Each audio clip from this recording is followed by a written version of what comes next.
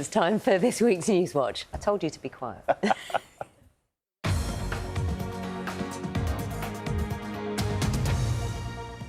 Hello and welcome to Newswatch with me, Samira Ahmed. How does the BBC source and verify the flood of user-generated content it gets after a terrorist attack or a natural disaster?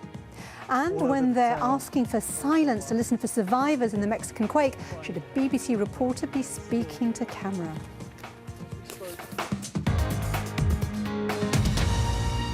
First, it's been another week when the government's approach to leaving the European Union has dominated the news agenda, culminating in the Prime Minister's much-anticipated speech in Florence.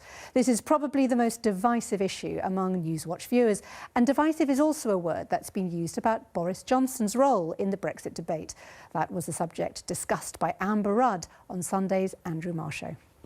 You said very famously at the time of the referendum, I think, that he was life and soul of the party, but not a man you'd want to drive you home at the end of the evening. What did you mean by that? Yes, what I meant by that is I don't want him managing the Brexit process. What we've got is Theresa May managing that process. She's driving the car to continue the allegory, and I'm going to make sure that, as far as I'm concerned and the rest of the cabinet are concerned, we help her do that. This is a difficult moment. So this is backseat driving, in effect? Yeah, you could call it backseat driving, absolutely. But I'm very clear that the cabinet and the government supports Theresa May, that there's a difficult moment to make sure that we get the best result for the United Kingdom, but I'm sure we can.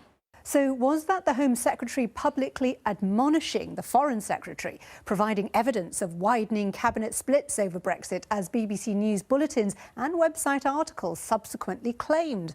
Not according to Clive Tong, who objected to what he called the BBC's slanted approach on the reporting of this interview.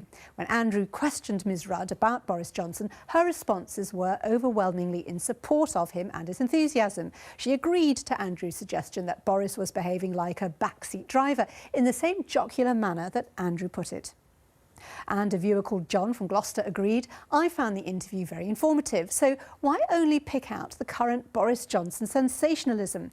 Interviewers are there to extract useful information from politicians to help the public understand the issues, not to set out to trap them and milk the next bit of news. Across the Atlantic, the chaos and destruction caused by recent storms and floods continued, with Hurricane Maria devastating several islands in the Caribbean.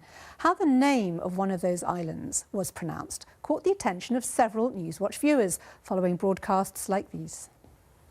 And there are reports of extensive damage to Dominica, where there were torrential rain and winds of more than 160.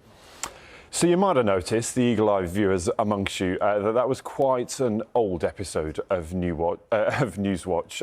So we'll find the right one and make sure we can bring that to you a little later. So apologies, a few technical gremlins at this end. In the meantime, let me run you through the front of today's papers